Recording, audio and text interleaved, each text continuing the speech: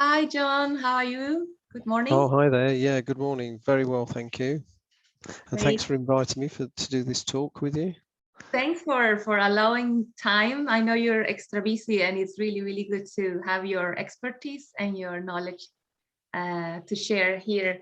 Uh, so I'll introduce you briefly. How I met you, John Jezwski is the pronunciation. Uh, Jewis. people say it many ways, but I say Jezewski. John Jezwski. Jezewski. Yeah, Jezwski. John yeah, Jezwski yeah, is a really good teacher and nutritionist expert, nutrition yeah. expert. And I met you thanks to Jess, another friend who was part of these sessions, of these chats on Flip Cancer, this little channel. Jess Kaur used to be your student, I believe. She completed That's right. She completed the course, the and course. she's now on the Master Practitioner course, which is like an ongoing CPD program. Yeah, Very good. Yeah, she's always learning. I really admire her for that. yeah. And so with thanks to Jess that I was when I started this, and I wanted to kind of obviously on my journey to have some guidance on how to take care of my health. And she said, look, I'll like to guide you and help you as much as I can. And she also say if I wanted to be kind of part of your course as a case study. And we met one day in a lovely chat with your students. I really love the energy, it was very informal, very lovely people, very curious and knowledge, not already on the ball. And they were all asking few things, and you were also guiding the conversation. So that's how I felt that your approach to nutrition is very holistic, because I remember you mentioned or asked me things about my dental, for instance, dental work, which by the way, I'm just out of the dentist now and slightly dizzy because of the anesthetics. But I was triggered by this sort of view on health that is not solely focused on what you eat, but other things. You were asking me about vaccines in general, different things that I was like, wow, this is very interesting. And that's the reason I thought that it will be interesting to have you here in this little time, space for a conversation about cancer and nutrition. So thanks. You're welcome. You're welcome. Yeah. um, so would you like to say a little bit about yourself? What is your main area of work, and what exactly you do? Yeah, sure. So I qualified originally I qualified in computer science, and that was at Loughborough University. Okay. So I then worked in the computer industry for many years, but my real passion was always nutrition. So I didn't do a full nutrition course originally. What I did was a course in homeopathy, and it included lots of nutrition and naturopathy and various other things. It was a 4-year course, and I graduated in 1996. So since then, I've been a professional health coach, if you like, or health therapist, using lots and lots of modalities. But my real passion was nutrition. And so going back to probably 20 years ago, so I started 25 years ago, 26 years ago in practice, but going back about 20 years in my 40s, I basically started to put on weight, and but put on about 2 stone in weight, and I got a stiff shoulder, so it was like a frozen shoulder. And I had a pretty good diet, but it wasn't excellent. And I took various remedies and what have you. None of it worked really for sorting out the weight or the frozen shoulder. I played football. I still play football now, and I felt a little bit stiffer because I do the same exercise and have done for many years. And then I switched to an upgraded diet. I basically stuck to an alkaline diet, and that is sustainable. I call it a diet, but it's actually a sustainable way of living. And so I switched to it, and I've never really veered off that particularly. I was kind of stuck with it. But what happened immediately was that my I lost the excess 2 stone. I've never put the weight back on. And I've always maintained my weight, but never put the weight back on. Also, my ailments, my regime, my stiffness improved. So I was no longer stiff, and I could do all the bending exercises prior to a game of football that I always did for many years, and I could see that the stretch was back. Also, just more or less within, as soon as I switched to an alkaline diet, the frozen shoulder, which I had for about a year and a bit, just cleared up. So I thought, right, I need to implement this diet. I mean, I knew about it because there was a book that came out in 2002 called The pH Miracle by Dr. Young. But prior to that, I did a nutrition course, and they were talking about the importance of the alkaline diet. And so I bought a book that they recommended on the course, and it was by Dr. Morter, and he wrote a book called Correlative Urinalysis. This was back in the 90s, and this book was quite complicated. It had an awful lot of chemistry in it. So I was ploughing through that, but thankfully at the end of the book, he had a nice list of acid producing foods and alkaline foods. So that was my initial book and reference. I stuck to that, his list, which was then enhanced by Dr. Young when he wrote, so it's Robert Young who wrote The pH Miracle, and in the back of that book you got acid and alkaline foods, and all I did was stick to eating just alkaline foods, and that's when all my ailments cleared up. So I started to introduce it for certain people in my clinic, in my practice, for people that had a wide range of ailments, and nearly everybody benefited massively from switching to a great diet, not just a good diet, but a great diet, because the diet itself excludes sugar and anything that's high glycemic for a start. It also is organic, fresh, so you haven't got the contaminants going in there, and also it stops you from getting any acid reflux. So it drains the acid out and just leaves you in perfect shape, really, around the gut. So it's anti-inflammatory as well. So it calms down all the inflammation in the body, which occurs in the brain, the gut, in all over the body. You get inflammation. So it calms down inflammation. It's very low glycemic, so you don't get the sugar problems and diabetes and stress with the things like insulin resistance. None of that occurs. So my blood pressure went down and my cholesterol levels normalized as well.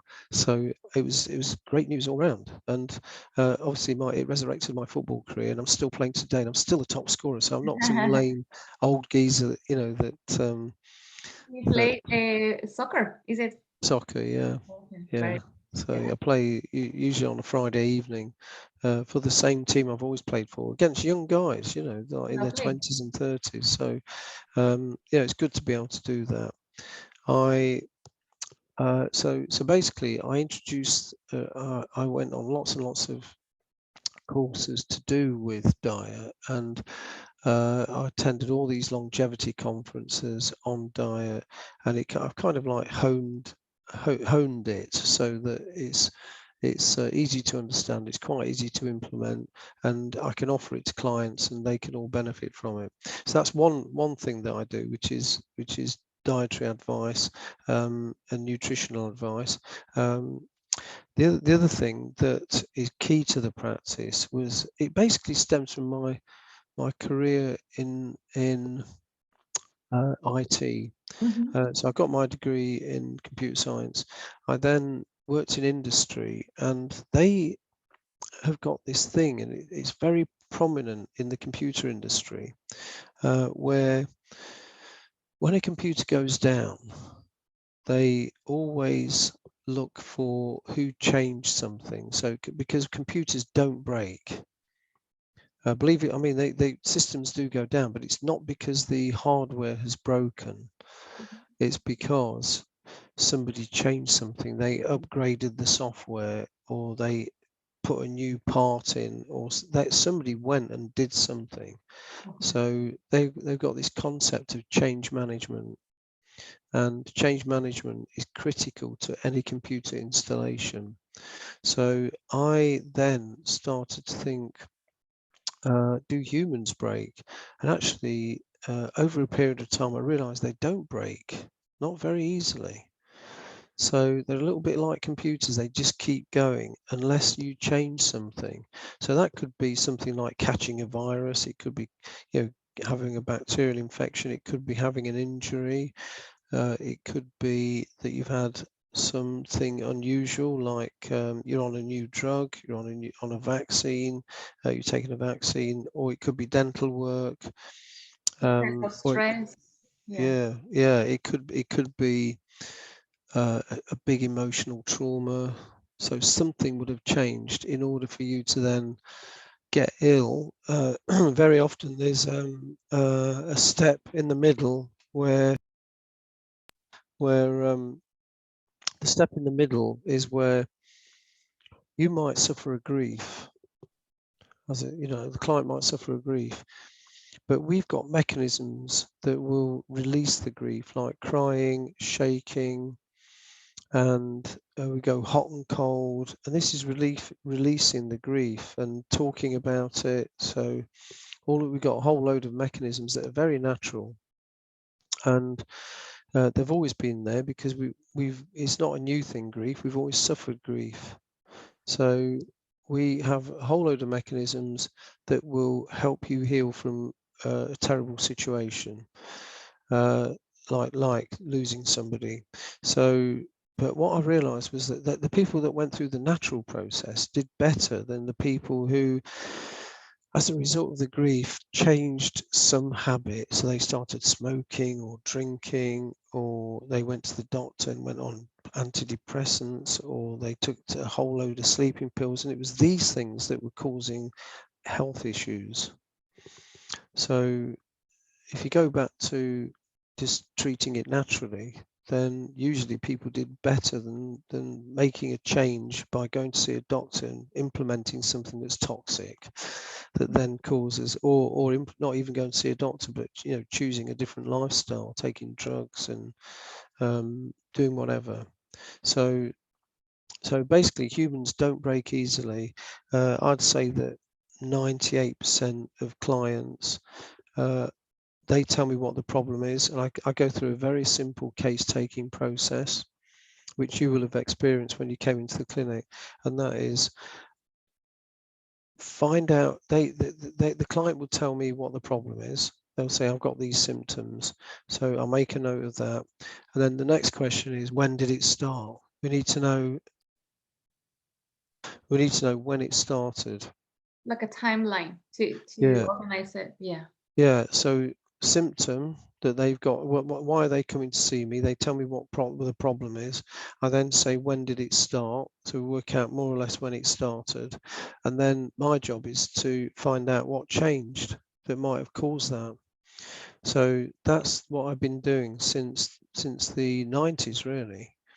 So I had the privilege and pleasure of working with a lot of top people in their industry, in the health industry, because in the 90s I bought a nice laptop and a projector, and in those days not everybody had a projector and laptop, so I offered my services free of charge to all the top therapists that were running clinics for groups of people.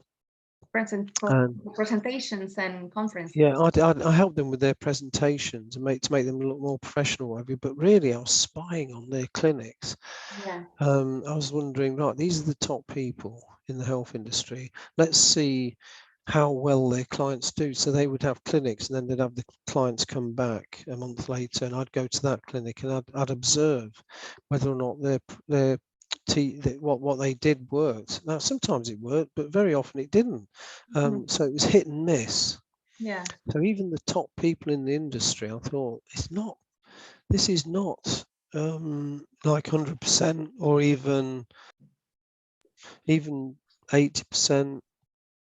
it was lower than that. It was like 50-60% success, which is good, Okay. but you know, Yeah. using natural methods. Yeah. But I wanted a lot higher than that. So, and also it made me think, okay, when we did cases and they presented on them, very often the teachers would just present the one that worked, and I realized they were doing that. And but when we got into live clinics, what they were saying, I thought, I don't know whether this will work or not. But sometimes it didn't. So again, it wasn't a fantastic success rate. So that led me to believe, okay, I need to do my own research. I need to find out what is causing all these problems. So my approach was to do the case taking like I've just described, as a total unprejudiced observer, just finding out what changed that may have sparked it off, and writing that down, and then building up my library of knowledge from the bare bones clinic, lots and lots of individual case taking client situations that enabled me to see a pattern and patterns emerging of what can cause what problem. So that was my starting point. And then, so I did that for the best part of 15 years. And then I thought, okay, what I need to do is spread the word, really, because the things that I found out were different to what most people would find. You know, we're trying to teach people.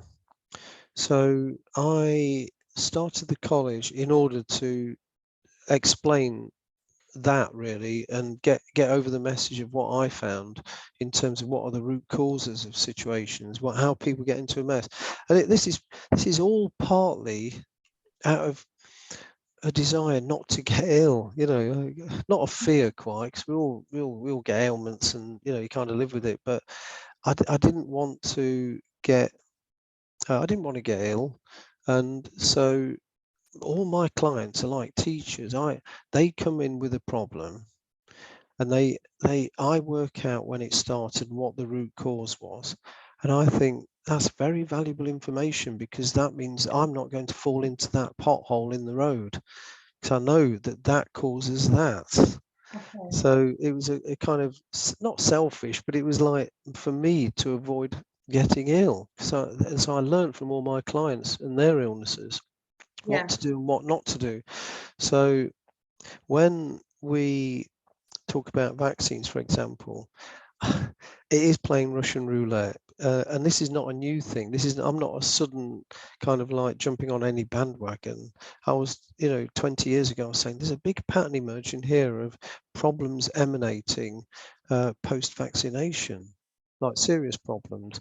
And a lot of people don't get any problems, but there are enough people here for me to think I'm going to avoid any vaccines, because there are a certain number of people. I had one yesterday where this guy was double vaxxed, and after the second vax, he then had a blood clot, and he had a blood clot in his brain, and had a stroke. And same thing happened to my cousin. You know, she was double vaxxed, then she had a rare blood clotting disorder. That's what it was put down as. But I've seen so many people suffer that, and there's lots of people I speak to who say, John, I had no problem. I had the vax and I feel fine. So it's not that it's going to, kill everybody off or anything like that. But there is a problem where if it doesn't agree with you, you can get some serious damage. So I'm like staying away from it at the moment. I'm definitely staying away from it for that reason, because I've seen too many Yeah. casualties. Yeah. Oh, this is that's a topic for another Yeah, 10 conversations, isn't it? yeah, absolutely, yeah, Really. yeah. So basically, what happened was, I thought it's change. These Yeah. changes are the things that trigger and spark off a problem. Mhm. But there's another part of my research, which is I quite like computers and I quite like data. Mhm. So I couldn't get any data from England, but I did manage to get all the stats, the death stats from Ireland, and for the whole country, and from The Iceland. causes of death, you meant? Well, not so much causes of death, but it was the number of people dying and when. It was that really. So I could see patterns of death, and there's another program now, a website called flowingdata.com, where you can put your details in, and it will tell you when you're going to die. Oh wow, How long really? you've got left. It's Oh my quite God. interesting. Yeah, Okay, though. based on some very basic details. You know, they can more or less work out how long you've got left. And what I realised was that there are patterns of death. So yeah, the worst day of the year. Any guesses for the worst day of the year? The worst. The What, worst. as in the most More painful? deaths. Yeah, more deaths. I don't know. Well, number one is Christmas Day. For times and Christmas. Christmas Day is the worst day of the year in all the countries that I've analysed. I know what you There are mean. more deaths on Christmas Day than any other day of the year. Really? Yeah. And the second worst is New Year's Day. And what is the reason for that? Holiday heart attack, where people drink too much, smoke too much, eat too much sugar, and then have a heart attack and die. It's called the But holiday heart attack, you know. I've never heard of this. Yeah, Holiday but attack. I found that out 20 years ago, and I started analysing deaths and dates in Ireland and Iceland. They matched up. They're the worst days in both countries. Iceland. In Ireland and Iceland, Iceland. Iceland and Ireland, yeah, because I could get the stats for those two countries. So, but I've got the stats. You know, I watch. A lot of stats can be massaged, but what you can't massage is a death. It's either you're dead or you're alive, and so that's what I like. So the other thing is that I go back in time. I've got the stats going back in time. So, for example, cancer did exist in the 1880s, around that time, and I've got the stats for that time. And I looked at how many people had cancer, and it was a tiny amount compared with now. It's like 20 times higher per 100,000 population. So it's a phenomenon that's relevant to now that wasn't around 120 years ago. And So what's your first conclusion? Why is that? Is it well, this is to where like I'll put it back to you. You see, because what what we've got is a situation where in the 1880s, when I look at the number of people with cancer, it's tiny. They knew what it was, they knew how to diagnose it, and it was very, you know, it's a tumor. They kind of knew what it was, and they recorded it. The British were very good at recording data like death stats. So basically, there weren't very many. So what you got? What now? There's a lot, and it's every year it's getting worse and worse. It's a bit like diabetes, that's getting worse and worse. And also autoimmune disease is getting worse year on year. Mhm. So you have to look at, okay, what's different now to them? And we've got another problem in that the psychotherapists have slightly overreached their remit. So the psychotherapists will more or less say, or basically, and the offshoots from psychotherapy. So yeah, I had a woman came in with kidney cancer into my office, and she said, oh, I've spoken to my therapist, and she said it's a mother issue. I said, right, okay. Now, it may have been a mother issue, but when I looked at the case, there were other things that I think will explain the problem better. They were a better fit. So I said, well, this is what I think. But she was focused on this therapist saying it's a mother issue. And she went off to try and solve this mother issue problem. And she died. She didn't do the things, you've got a short window to get things done. And she didn't do it. And that was very common. And it is very common. And even when I was at college in the 90s, I don't know if you've heard of Louise Hay. Yes. Yeah. So she brought out a book which went viral. People were saying, yes, you know, if you've got this problem, I don't know, trying to think, I can't think of any off the top of my head, but she was saying that the root cause is this, and it's some psychological issue, psychotherapeutic psychological issue that brought that on. And I thought, well, it might be true, but let me analyze all these different cases, you know, find out what sparked off the problem. And very often people would jump, even the teachers would say, oh, they're coming with cancer, like breast cancer, and it's because of some psychological issue. And I would think, well, how do they know that? And they kind of relate it back to the book, the Louise Hay book and her works. I'm thinking, okay, let me think through this, because we didn't really have cancer in the 1880s and around, you know, in the 1800s. We had a little bit, but not a lot. And I analysed what age people got the cancer as well, which was always around 35 to 45 in the 1880s. So I worked out why that was. But did we have psychological and psychotherapeutic problems in the 1800s was my question. We've always had psychological problems. We've always had mother issues. We've always had relationship problems. We've always had grief. It's not a new thing. Yeah. So to me, I thought they were barking up the wrong tree and they were wasting valuable time. So cancer is a new thing, really. It's always been there for thousands of years, but we've always known about it. But the level of cancer is astronomically high compared with any other time.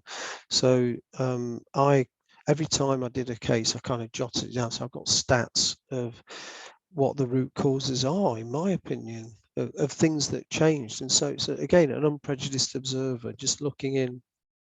And I'm big on counselling. I did a big. I treated thousands of people. I did a counselling course, and back all the way through the 90s, I was doing a lot of counselling. I treated over 1,000 people by the end of it, and obviously I used my counselling skills when people couldn't see me. But so I'm not against counselling. I think it's got its place, but you need the real root cause, not a made-up one. And one that you need, you know, and you've only got that short window of time to get on top of it, because it can spread. So that's where I'm coming at it from a kind of two perspectives. One is looking at my practice and what changed, and secondly, it's looking at how the world has changed and why they didn't get cancer in those, and why in Africa now you don't get autoimmune diseases. Do you know why? Any ideas? And here it's escalating beyond. It's horrific. So I'll give you an example. Diabetes type 1 is an autoimmune disease. It's been going up 5% per year for a long time. Many years. In childhood diabetes type 1, which is where your pancreas shuts down. And so it's a massive problem, and it didn't used to be there. So and I spoke to a nurse who works on the diabetes ward. She said, yes, it's been going up 5%. That is absolutely right. Every year we get more and more children with diabetes type 1. The pancreas just shuts down and we don't know why. She says, but John, it jumped massively a few years ago. And she said, this is what the only thing that changed then was I can't remember the exact timings, but they said that all the childhood vaccines, they had it at 12 weeks. Then they brought it back down to 6 weeks. And they were injecting all the children at 6 weeks. And it was those children that came down with diabetes type 1. Like, not everybody, but that's what pushed it up higher than 5%. It's kind of rocketed for when they switched to that. And so she said that they should bring it back again to, you know, they shouldn't shorten the time before they vaccinate the children. So it's criminal, really. So that's something that somebody needs to sort out. Yeah. And but in Africa, you don't get autoimmune diseases anywhere near the level you get it in this country, in Spain and the Northern Hemisphere. You just don't get it. So you need to look at what's different. And so that's the other thing I do. I look at what's different.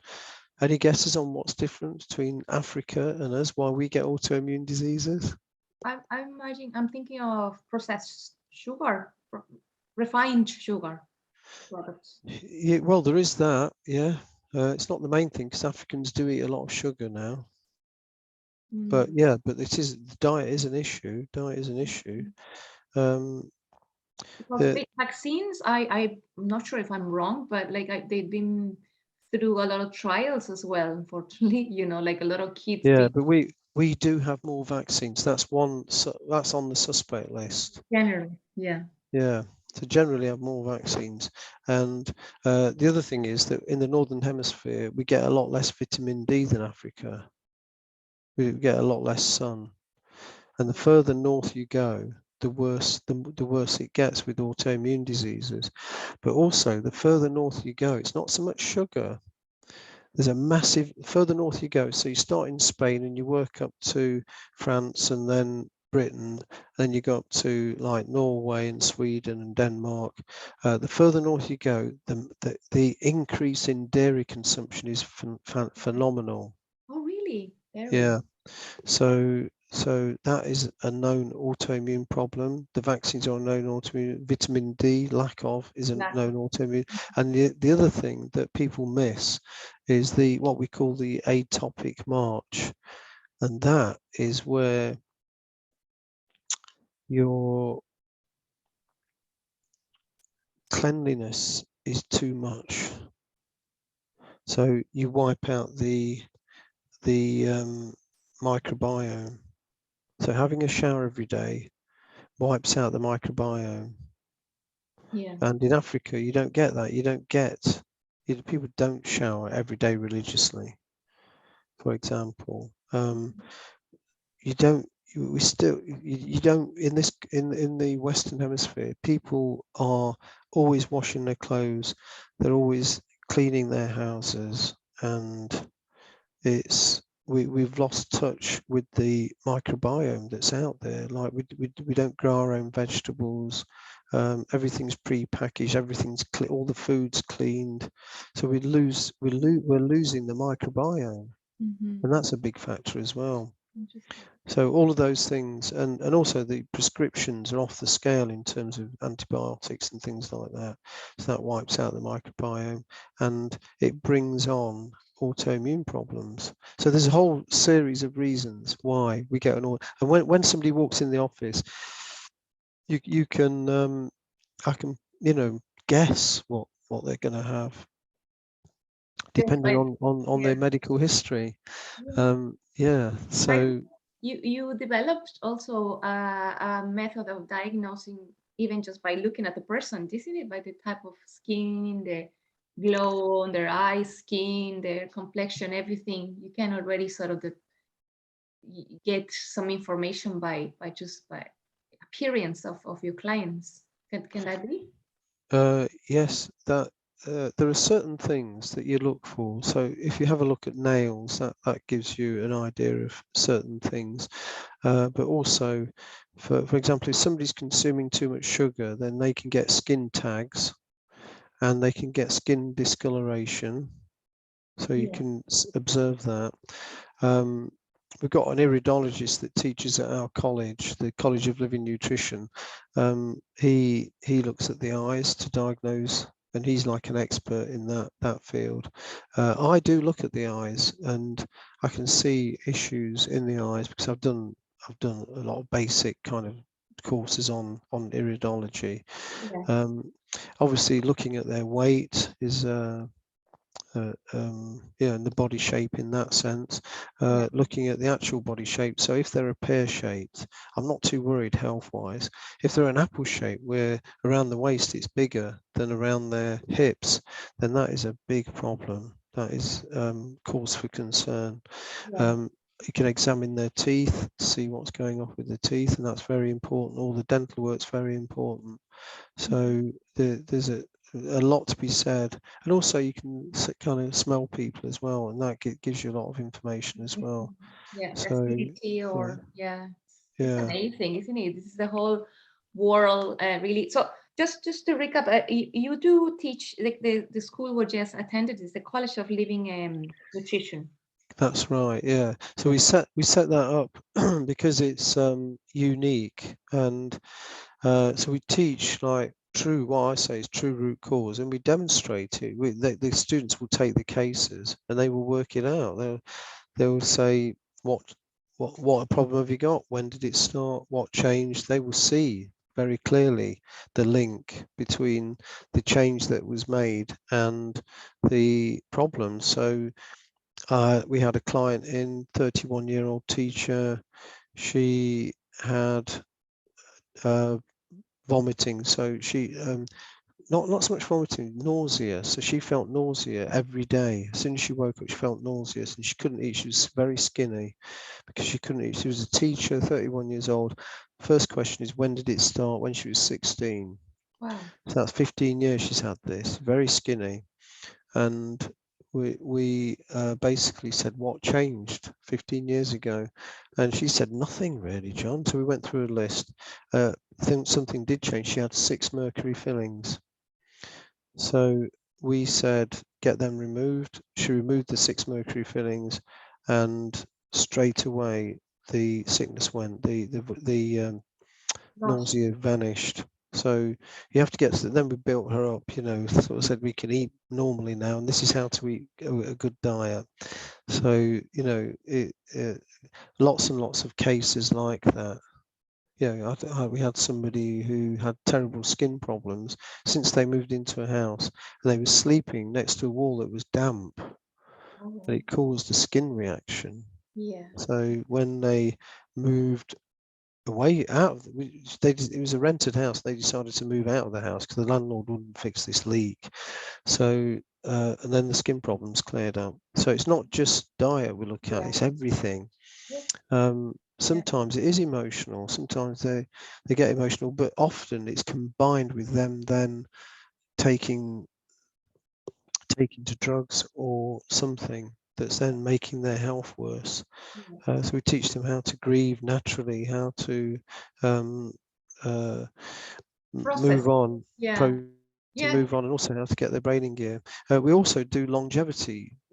We talk about longevity, how to live a long life where you don't get Alzheimer's, or you don't get what are the triggers for Alzheimer's? Well, we know what they are, so we teach that on the course. How to live a long life and a healthy life. I'm by far the oldest footballer on the pitch, but I'm still the top scorer, and that is purely because I am conscientious. So we teach people about how important it is to be conscientious, and we also teach them about how who are the main problems to stop you from being conscientious. Usually it's close family will try and block you. So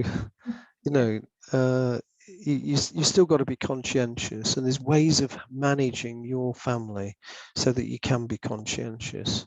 And so we teach all of that. So it's longevity, it's how to be conscientious, how to improve your brain function so that you're better at exams, you're sharper at work, you can do your work better, you can get promotion. So it's how to live a full life and grow and expand. So yeah. Very good. That I'm actually thinking about enrolling in one of your courses now. Oh, God, it'd Selling be it very so well. wonderful. Yeah. And now the courses are that we run them. It's the same course. So the London course starts in November, no, October, and finishes in May every year. And then the course in Birmingham at Aston University starts in March. So if you're interested, it starts in March and you finish in November, and you can do it just by Zoom. Online. Online, yeah. I mean, it's great if people come in as well. You can come in and you can mix and match. You can fly in for a weekend, or you could, do whatever you want. So yeah, it'd be great, Yolanda, if you did our course. Thank you, John. No, it Yeah, really, it sounds fascinating. And I remember Jess was raving about it, saying so many good things about the course, and she's still very, really happy, learning so much from it, and implement it into her own life. I can see how she, to find this nice balance, because after my experience with cancer, what can happen sometimes is that you get a little bit too paranoid about things as well. No, I won't touch no sugar at all. It's like, I don't want to be extremely worried and concerned about what I eat, because I do enjoy eating. I'm in Spain now, and absolutely. like we were Yeah, talking with her, it's like, not every now and again you have lovely wine here, maybe a glass or two, or yeah, by the week, like you don't want to deny yourself or refrain to no, also enjoy yourself, things that absolutely. are Yeah, still, healthy enough. But so yeah, that was one of my questions I have prepared. How do we find people like me who already say we're on the clear, we are yeah, fine, the cancer under control, and like you're feeling that might or might not come back, you're always a bit wary, sure. and Yeah, it's like trying to find this nice balance. And like, I'm so privileged to have Jess here close to me, she lives very near to my house, and like having her example, her yeah, living example, it's great. yeah. But just if you can summarize in maybe a few pointers, what would you say? What are the things that are key for somebody to take care of their Yeah. nutrition, after a cancer, and Yeah. trying to keep Yeah. it, on Yeah. like not coming back at all, no Sure. lapsing. Yeah. Yeah. So basically, the thing about cancer is that you get these stem cells, and so I'm not against having an operation, and the sooner you find it, the better, and get rid of the tumor. Which is, many people go down that route, and I'm not against that at all. I think it's good, but you have to find the root cause, and if possible, remove it. So I had one case where she had breast cancer, and it started to grow soon after she had a root canal. So my advice to her was, okay, change your diet and remove the cancer. And sometimes they use chemo to shrink the cancer before they remove it to make it manageable, so That's they my can then case. do, Yeah. yeah. So I'm not against either of those processes, because the um, it's like the genie's out of the bottle. The stem cell has been born. Yeah. So if you can remove it, great. And the body can do that through apoptosis. It can kill cancer cells, but sometimes it's really difficult, and then for some reason the body's not able to do it. Otherwise, it would have done it already. So you need to support the body, and you need to basically. I'll come on to what you need to do with the cancer, but first of all, you need to find the root cause. So if the root cause was this root canal that then created a cancer, this transformation into a cancer cell of a normal cell, through bacterial interference or whatever. It could be viral interference, it could be toxic metal interference, it could be, we had one case, this lady came in with breast cancer, and the only thing that changed is that she got a new jacket and a new phone, and she would put the phone, she was a postwoman posting letters, and she had got a new jacket with a pocket just here at the front, and she put a big new phone in there, and then within 3 months she had a tumor growing there Wow. right next to where the phone was sitting. We said, oh, we found the root cause. Nice. So she keeps the phone well away from her body, and she had the tumor out, so she's doing well, you know. So we've got rid of the root cause. But so find the root cause, remove that. Yeah, if she carries on wearing that phone, no, it doesn't matter what diet you're on, Yeah. she's vulnerable. If you don't get rid of that root canal, you're vulnerable. So if you can get rid of the root cause, How do you get rid of root canal? Sorry for interrupting. You pull the tooth out. Pulling the Yeah, whole. the whole Because tooth has to come I out. told you actually in the conversation we had, at least I have 4, if not 5 root canals. Okay, so And I had 2 very close on time just before I was diagnosed. You're right. yeah, so you need to get them removed. Now what you can do. I had a case the other day where somebody said, look, I've got all these skin problems. It was since they got an abscess. So it's a little bit like a problem. Well, it's similar to having a root canal, but a big abscess. And I said, look, let's get rid of that because that's the root cause. So she had to pull the tooth out. She said, I can't live without. But actually, 3 months later, she said, I don't even know. It was a back tooth. I don't even notice it now, John. It's no problem not having a tooth that's out of view. Yeah. So Like, that's the first thing. difficult because in my case, some of them are quite frontal. Yeah. This one that I've been So working on is just. yeah. So if it's visible, then what you can have is a zirconium implant instead, and they're safe. Zirconium? Zirconium, Zirconium, a zirconium implant, and they, shop around because if you go to somewhere like Turkey, it's affordable. So In they're England, expensive. Yeah. in this country, I think they're 2,500. But to me, you could get it cheaper than in places like Turkey, a proper zirconium implant. But go to a holistic dentist that knows what they're doing. So zirconia is, they scoop all the root canal out and all the bacteria, and then they drill a little hole and then screw it in, sort of thing, and that they are safe. They are safe.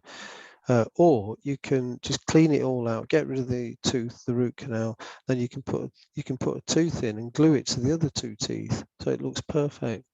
Bridge they call it, I think.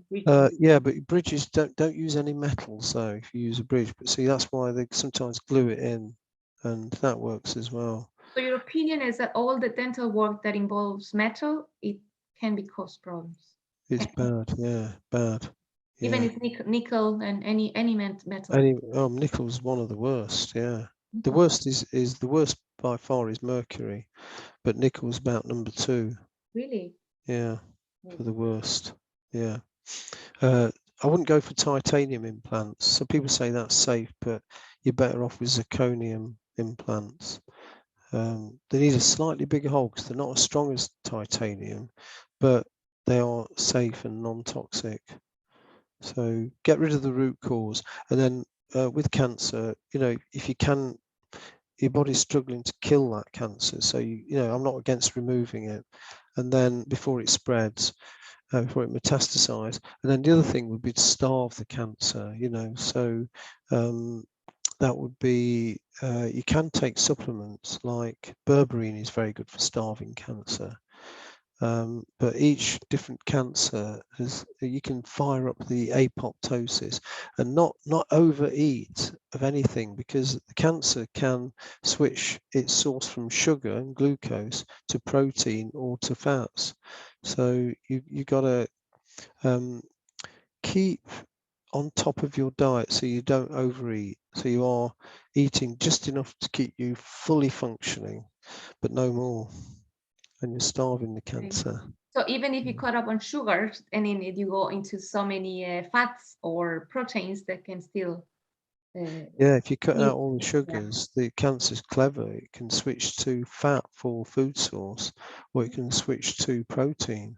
Okay, I didn't know that. Yeah. As I mentioned, my type of cancer was feeding on proteins, not it was. Yeah. I mean, it's protein receptor, it's not hormone receptor. So I wonder. Actually, a friend was asking me that. She's like, that means that you have to cut up on protein, especially animal protein. And I'm like, sure, because I don't know, but Yeah, you got to be careful, and stay away from all the toxic foods and eat organic and that kind of thing. Yeah.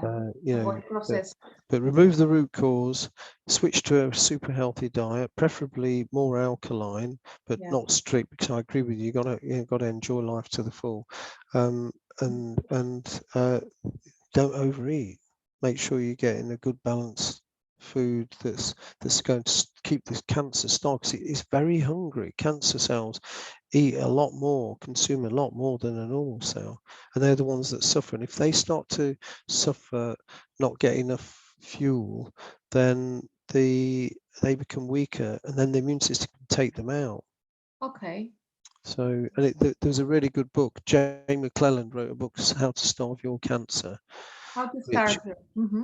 how to starve How to Starve Your Cancer, I think it's called, by Jane McClelland, and I like it. It's very good, and she uses some very cheap off-label drugs to starve the cancer as well, to block off the pathways that fuel the cancer. Very So interesting. it's a very good book. Yeah, Yeah. yeah. This thing about the dental work is as well another topic because somebody told me that there is in Gaia, I think there is a documentary called The Roots of the Problem or something like that. Root Cause, it's called. The There's a root film cause. called The Root Cause. Yeah, Yeah, is a good, film. great film. Great film. Watch And it. Yeah. I'm scared. I don't want to watch it because I've been doing. They just put a pole here. It's a metal pole with nickel to. Oh no, that's not good. Nickel's not good. So Mm. I have to remove the whole thing, and I don't know what to do then because Yeah, you it's need expensive. to talk to Jess, um, and What? talk I to Jess about Yes, it. about this. Yeah, you need to get your teeth sorted out. Nickel's not good. It can cause all sorts of reactions with the immune system and skin and whatever. So it's toxic. Hmm. Yeah, Yeah, I asked the doctors, and of course they tell you, no, it's biocompatible, it's it's good, not. It's blah not. blah blah, No. and I'm like, It's not, okay. and you have to go to somebody who's completely holistic, a holistic dentist, to get the true picture. And a lot of people, I see it now. What we do, white fillings, we are holistic. Then I check, and they're not. So you need to go to a proper holistic, qualified holistic dentist who knows how to remove mercury and things like that to get it done properly. And they won't put nickel in ever. Yeah, yeah.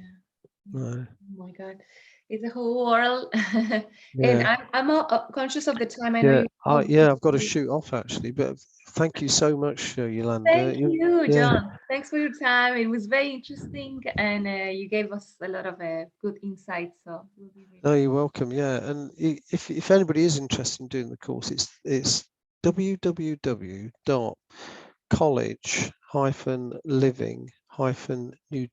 www.college-living-nutrition.co.uk, and you can study it from anywhere in the world. The That's really course, good. yeah, That's really, yeah. because you That's can do it on Zoom now, which is great. yeah, And it gives yeah. a lot of advantages, definitely. Yeah, it's good. Yeah, So and we do conference stroke retreats. The next one will be, it's usually in May. The next one's 27th to 29th of May in Glastonbury in England. what is it? A So it's a conference? residential retreat and conference. Lovely. So So it's present is you have to go in person or yeah, for that one, it's very much a retreat. So you get therapies, you try out all the different equipment we've got. It's delicious food. Glastonbury's like the spiritual capital of Britain.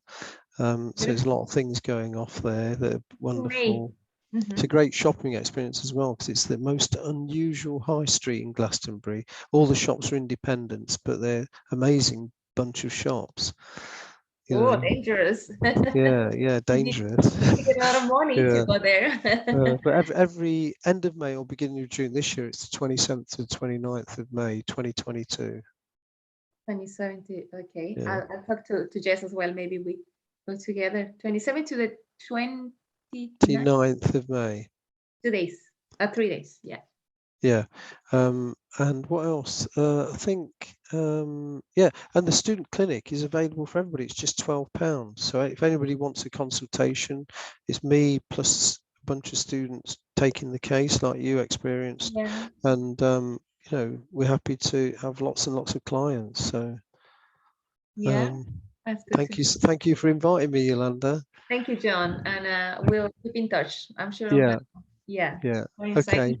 Thank you. Bye. Bye. Bye.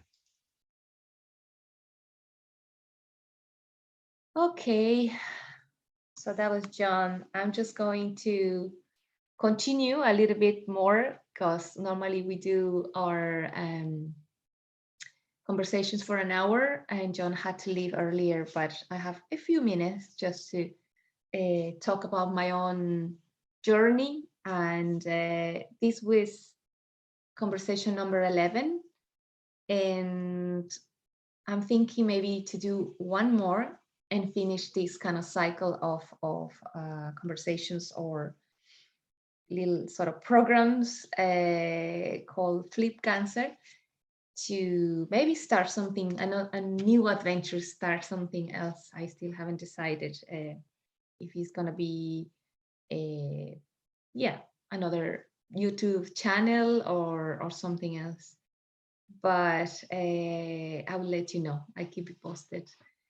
So for the final one, it's gonna be tricky to pick. Who should I pick? What topic should we cover? It would be pretty much like a closure of a conversation, because it's the end of 12, a series of 12 chats. And I'm really, really happy because I feel like I'm really on the other side now that we finished the treatment. On the 21st of December, I had the last injected chemo, the Herceptin. And I'm noticing already more energy and the feeling of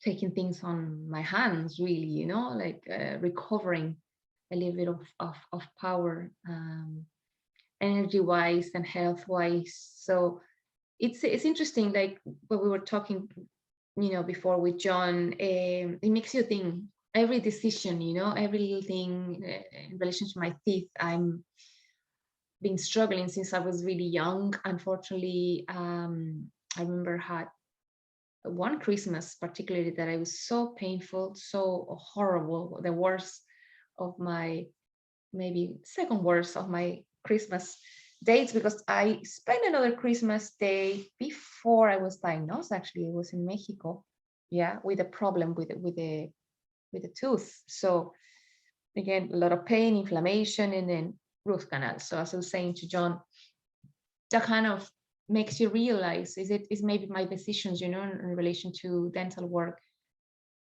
that in a way trigger this whole thing. And it's what happens with cancer is because it's multifactorial. It's really hard to really pinpoint what exactly were the triggers, the main triggers, or if not even narrow it to one. It's difficult. But we have to be aware, and we have to keep our eyes open, and even having to recognize that certain decisions, even when we thought that we're doing well for our health, maybe weren't the best, and actually the other way around caused more issues. So it's a tricky one. But my intention with this channel and with this series of talks was to bring more awareness, to bring a discussion on things like this, because it is true what John mentioned. Unfortunately, cancer is becoming so common and so,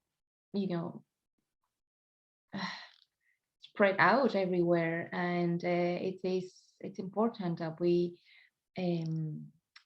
empower ourselves and do the things that might prevent that to happen. And in the case that we have to go through this, that we do it with the most light possible, in the most healthy and positive way as we can. And that's been my intention with this channel and these conversations. So I'm just going to show you, because I feel like I would like to show you the beautiful view. If I can. I have here in Altea the sea. Well, this is terrace that I don't like there in front, but you have the beautiful mountains in the back, and the sea and the light. It's glorious, and I'm really happy after being in Ireland, country that I love and miss in many ways, but the lack of the sun, it was something, yeah, that I definitely made me decide to come here to Altea and live in this little town.